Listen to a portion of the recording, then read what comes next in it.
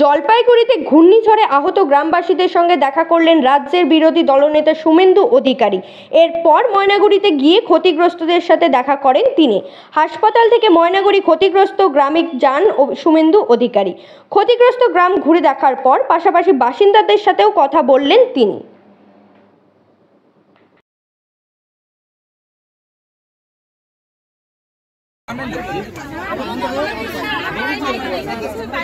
দাদা মুখ্যমন্ত্রী মানুষ কি বলছেন আপনাকে কি বলছেন মানুষকে জিজ্ঞেস বাচ্চাদেরকে শুনিনি বাচ্চাদেরকে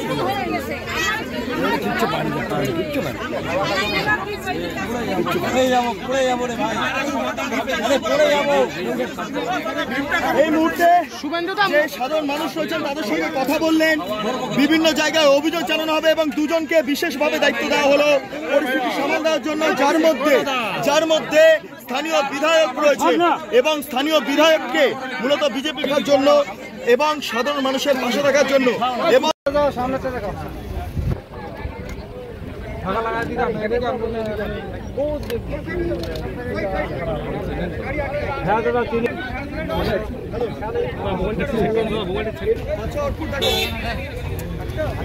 এখানকার সাধারণ মানুষের সঙ্গে কথা বলছেন এবং কি কারণে সামগ্রিকভাবে বাড়িগুলো কেন তৈরি হয়নি ঠিকঠাক মতো করে তিনি এই মুহূর্তে সংগ্রহ করছেন।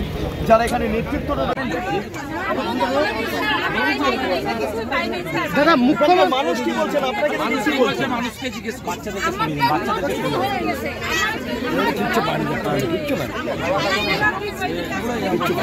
পড়ে যাবো রে ভাই পড়ে যাবো। এই মুহূর্তে যে সাধারণ মানুষ রয়েছেন তাদের সঙ্গে কথা বললেন।